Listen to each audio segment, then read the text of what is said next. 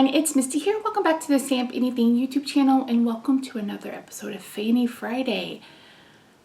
This is probably the most ambitious card I've made in the 14 years that I've been card making, no lie. I wanted the genie to come out of the lamp and I feel like I did a pretty good job of that. You guys will have to let me know in the comments what you think. So in today's video, we're coloring the genie. I'm going to show you how to create this kind of slider card. We're going to do a fun background. I'm going to share with you some fun embossing powder. We're going to be doing all of it, ink blending, all of it in today's video. So I am using the August Aladdin release. If you're interested in that, be sure to check out the links in the description box down below. I say this in the voiceover, but I'm also going to say it here. You are going to want the next two releases, and the only way to guarantee that you get everything in the release is to sign up for Stamp Club. It's at a huge discount to you. You get free images, you get discounts. It's the biggest value ever. There's one for North America and there's one for international. All of that is listed down below, and you can quit at any time, but I don't think you'd want to. And I'm not just saying that because I'm a design team member. Even if I wasn't a design team member, I would be picking up the next 2 months release. So yeah. So anywho, anything else I need to tell you? No, that's it. Don't forget to subscribe to the channel, follow the Facebook group, the Facebook page, check us out on Instagram, all of the normal places. And without further ado, let's head over to the craft table and I will walk you through this really fun slider card. Okay friends, I started off by stamping a boo and the genie, and I'm going to be doing the coloring. So I'm going to color the genie first. I'm using BG02. I will have the colors listed down below because literally, even though I just colored this, I've already forgotten. But I knew that I wanted him to be a bit lighter. Initially I did him and he was really dark and I just didn't like the look of it. So yeah, now I need to get my B00. I need a new marker. It was really dry, so you can see here I'm really struggling with it, but I was determined to get this colored. So I started around his face with my darkest colors, and then I'm working my way to the lightest. You can see here that I'm leaving the middle of his face really white and going back in over my layers. That was intentional because I wanted the middle of his face to have some light on it because he's going to be coming up from behind the cave and I wanted it to look like his face was highlighted. So this was definitely intentional. So I brought in the darkest color and put it under both eyebrows and a little bit under his mouth. That's not normally something I do, but I wanted to have those eyebrows stand out just a little bit because I love the sinister eyebrow. I love that look so much. So here I'm using the lightest color, which I believe is BG000. And again, just going over it lightest to darkest. And here I'm trying to decide what I'm going to do about the lightest color. And I bring in BG quadruple 4, I believe, because I don't have B quadruple 4 and I need to pick that up. There's like 3 or 4 markers that I'm going to replace. I know some people like to just refill their markers, but I have had issues where I've purchased refills and the center of the marker is dry, and once that happens, you just have to replace the marker anyway. And I thought, you know what? I bought refills for the ones I use the most often, but if it's one that I don't use very often and I would rather just buy a new one. I don't know if I'm the only one that thinks like that, but maybe I don't know.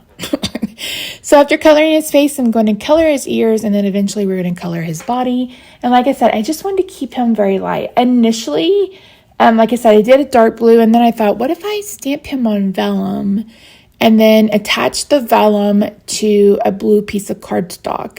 But I went back and I watched the scene in Aladdin where the genie appears, and he doesn't, like, the bottom of him is translucent, but he's very much opaque at the top. So I tried to color him that way. Like I said, my biggest thought was I wanted the center to be have a pretty stark highlight is what I'm trying to say. Oh my goodness. So I'm taking the darkest color and going where it would be darkest. So like under his beard, in the crook of his elbows, under his arms, under his belt, down by his tail. And again, I'm just following the same kind of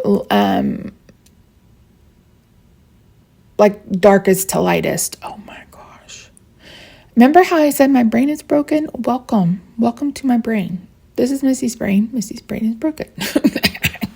So there are the colors. If you can see that, BG02, B00, B quadruple 0, and BG, or BG, B triple 0, and then BG quadruple 0. Oh my word, Misty brain. For the black of his hair and his beard, I'm using N neutral, so I'm using N10 and then N6. That's a pretty big jump, but 9, 8, and 7 are so similar to 10 that there wasn't, and you can see I did that with his little poof of hair at the top, and I was like, I wanted a little bit of dimension. I mean, not a whole bunch, because this is just a small beard, but yeah. And I'm using white gel pen. You can't really tell because I left him so bright there, but I went ahead and went around it with a white gel pen. And then I pulled out the wrong micro pen. I normally use the brush pen, and that had like a 0.005 tip. And I'm like, okay, no, this is not working. I like to go in and darken the eyes. And then this is a gold Sharpie. So I'm going over everything with gold Sharpie. And then later I'm going to go over it with that gold glitter gel pen that you see there. For Abu, I just did E37, E34, BV. I didn't even write these down, but I just did simple coloring, and I will try to remember to put, I think it was BV05, R59. Yeah, again, I will try to remember to have the colors listed down below, but since he was so small, I just kept the coloring very, very simple on him. Just a little bit of a lighter face, his outfit, which was a purple vest and then a purple and red hat. And then I colored the inside of his ears pink along with the genie's tongue. And I'm going to bring the dies in, and we're going to get this cut out. And I just like to use washi tape, get it lined up, get those down, and then run it through my die cutting machine. And then we're going to work on the card base. Now, this is probably one of the most ambitious cards I've ever made. And it took me a couple of days to figure out how to get the mechanism correct. So Brendan and I were talking about this. I was like, I want to make a slider card. So I remembered that we have, or did have, I don't know, if they're still available, they will be linked down below. I believe these are the sentiment strips. And so I used that to create the hole for my slider. So in my head, I wanted Genie to pop up out of the lamp. Now, he's too big for the lamp, as he is. So I knew that I wanted it to look like he was coming up out of something. And I decided for him to come up from the bottom of the cave, because they are in a cave when he appears. Abu has the lamp. So here I'm just putting kind of like my stopper. I didn't want it to go all the way. I needed it to stop. And here I am watching like the whole sequence of it, because I was like, okay, what happens, what colors, etc. And so it's a really fun scene. And it just reminds me of how much I miss Robin Williams. And I'm so sad that he's gone. It's been 10 years, I believe. Okay, so this is a piece of vellum, kind of frosted vellum, and I am using some Tim Holtz inks to color it up. Now, these are the colors that are surrounding the genie, like the smoke when he comes out of the lamp. There's a pink, there's a purple, kind of these really pretty jewel tones. And I'm just going back and forth on the whole piece of vellum. Now, the one thing to note is that vellum is non-porous, like it doesn't absorb. So this will get all over you, all over your fingers, all of it until it dries. So make sure you give it either some time to dry, or you go over it with like some anti-static powder or something before you touch it. And this is just messy, because this, I'm going to be using the smoke from the Wish sentiment builder as the smoke that comes out from around the genie. Again, very ambitious, but I had this idea and I wanted to make it happen. And if you saw the thumbnail, then you know that I did. Okay, so I am going to bring, you can just kind of see that I already did this. I thought I was going to stamp that kind of confetti looking or use that stencil, and I decided against it. So I'm just taking a Versamark pad and I'm coloring the whole entire thing. And then this is some color changing embossing powder that I made. And I will have a video soon on how I did that. It just comes out iridescent. So any kind of iridescent, shiny, awesome embossing powder will do. And then I just heated this because I wanted it shiny, but I didn't want it glittery. And I hope that makes sense. And like I said, I will share that trick with you guys soon. I had a video on it and I had the footage to make the video and I lost the footage and it just kind of slipped my mind. But when I opened my embossing drawer, I had these homemade embossing powders in there and I was like, oh yeah, I need to figure out how to teach you guys to do that. So be on the lookout for that. And there you can see that it is shiny. It's not perfect, but it's close enough. So I decided to cut out, again, this smoke out of the regular vellum and the colored vellum. So this is a magic mat and I'm just adhering the papers down and then I'm just going to cut out. So it'll cut out both at the exact same time. And here they are. Aren't they so much fun? They're so much fun. Okay. It's time to take care of this, and I'm going to bring in the same exact colors to color the background. So this is what we made earlier with the sentiment strip. I don't remember what dyes they're called, you guys, but you saw me do it. So now I'm coloring that background. Now, I tried to do this in black, and it didn't work. It just looked really chalky. So distressed oxides, which are what I mainly use. If I'm using a big distress pad, it's an oxide. They will color on darker cardstock because they are opaque, but it was very chalky and not the look I was going for. So I'd already made this. I was like, you know what? Let's not fuss around. Let me just use this and we'll go from there. So again, just kind of repeating the same colors. And then at the bottom, I knew that I wanted it to be black because that's where I'm putting the cave. You're going to see me cut that out in just a little bit. So I initially started with black soot and I was like, oh, this is not dark enough for me. So I brought in the Stamp Anything ink pad. And I'm sorry that is off frame. I have that washi tape there for a reason and you know. So anyway, I just went direct to paper with the Stamp Anything little black ink cube and then brought in some black around the edges. Again, really simple. It doesn't have, this is not the focus of the card, but I wanted to make sure that there was a backdrop that kind of coincided with the film. So yeah. And if it looks messy, it looks messy. That's okay. I promise. You can see that little container of glitter. I was going to try that and I was like, you know what? No, we're just going to do this and then we're going to go on about our life. So I'm going to bring in, I have this bag of scraps on my desk and I'm bringing in some grays so I can cut out the cave. Now I ended up cutting 4 of these, but right here you're just going to see me cut 2.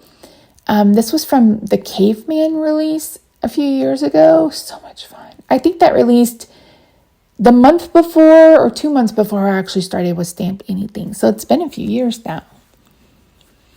And I brought back in my kind of practice pieces. This is actually, I've put these out of order. This actually came first, but it made more sense after this.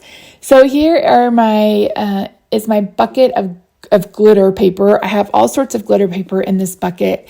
And I was looking for some different golds. I wanted it to look a bit more antique brassy colored rather than just like this bright, vibrant gold. So I was able to pick some golds to cut out the lamp with. And I did go ahead and make it glittery. I know in the movie it's more shiny, but I could not find my gold foil paper. I'm guessing I must have used it up because I used to have some. So I have this scrap circle from years ago of gold, and I decided to put some adhesive sheet on the back of it, and I'm going to use that to cut out these little pieces. So the pieces are for the top of the lamp and the bottom, the base of the lamp and like the lid of the lamp. And you can see here, I'm just going to get them here down, and I'm using the picture on the back of the die packaging to kind of guide me to where they need to go and what we're going to do. Initially, I was going to do them in 2 different colors, and I decided not to. And I was actually going to use the belly too, this belly part, and I ended up not using it because I felt like it was kind of in the way of what I had in mind. I just wanted to keep the lamp really simple. So once I've done that, I'm going to get them through the die cutting machine. And I went ahead and cut out, like I said, I'm cutting out 1 of each color right now, but later I will cut out a couple more. I love this release. This release is so much fun. Okay, hear me out. You are going to want September and October's releases.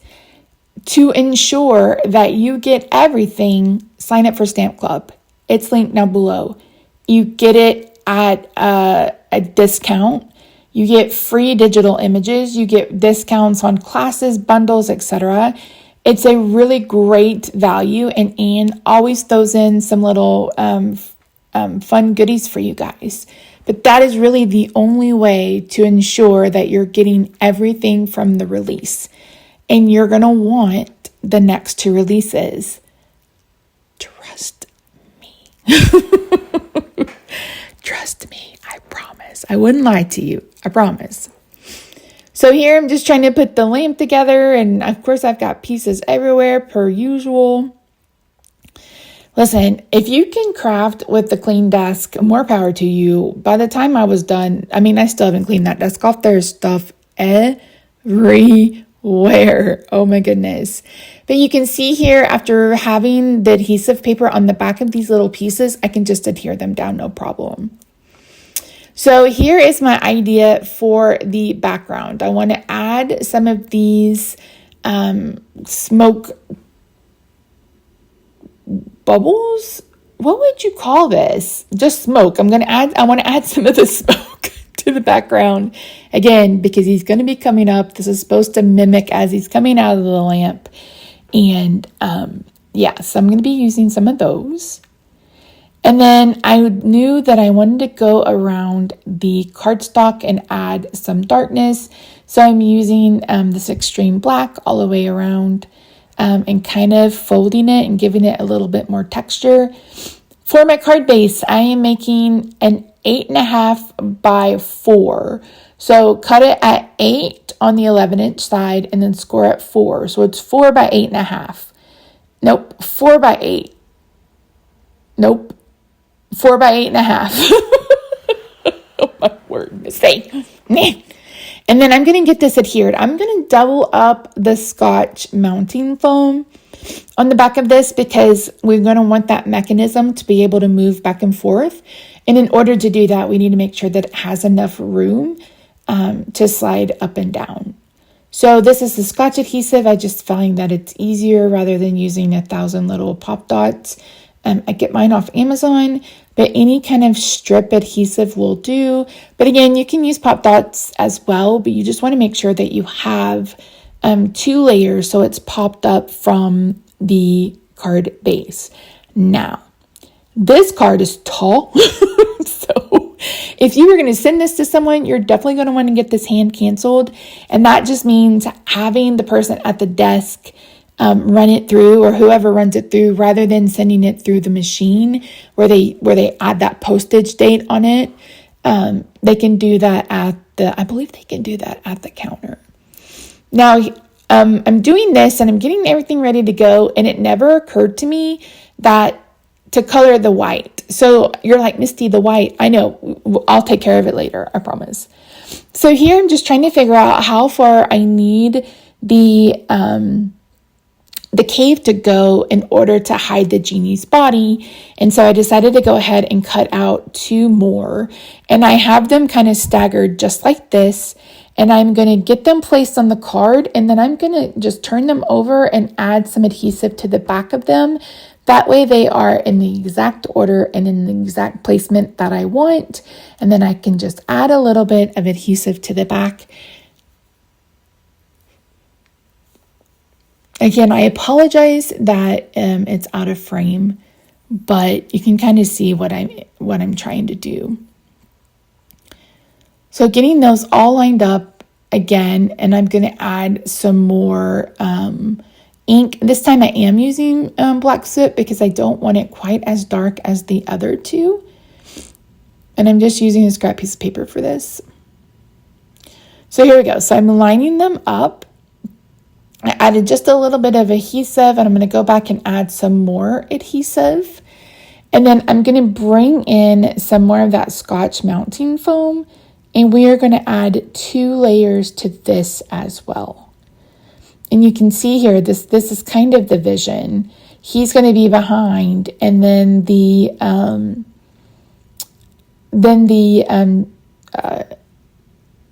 going to be able to be pulled up from behind the cave. Oh my word, Misty, my brain. Come on, brain.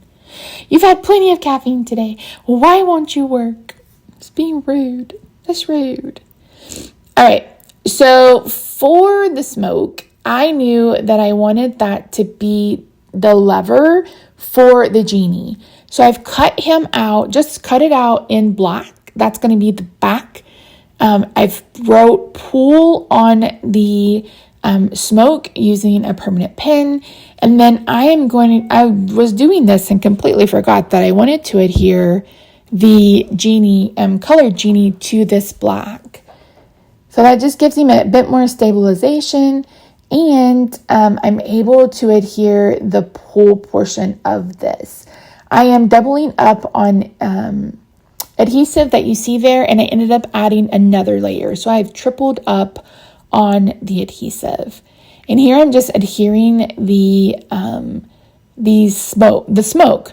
Now I'm just using tape runner. With vellum, you can see the adhesive, but that's why I'm putting the frosted one on the bottom and then the colored one on top, because that embossing makes it just a little bit more opaque, and it hides the adhesive from the that's on the clear, like the frosted ones.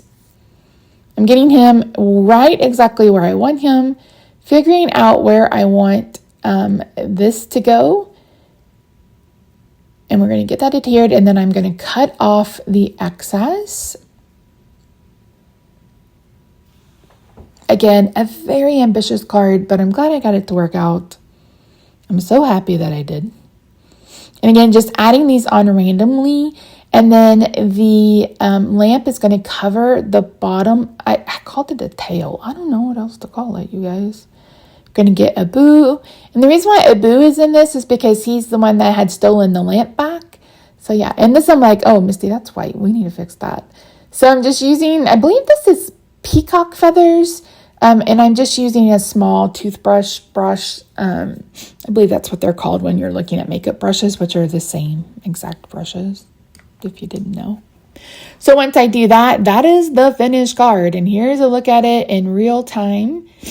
So yeah, so thank you so much for joining me today. I really do appreciate you. If you haven't already, don't forget to subscribe. Again, get signed up for Stamp Club. You will not regret it. I will have links to everything in the description box down below, product links or affiliate links, so I make a small commission if you use those links to shop. Don't forget to check out my channel. I have a video going live tonight about the worst cards I've ever made in my life. You may want to check that out. But all right, friends, that's it. We will see you in our next video. Bye for now.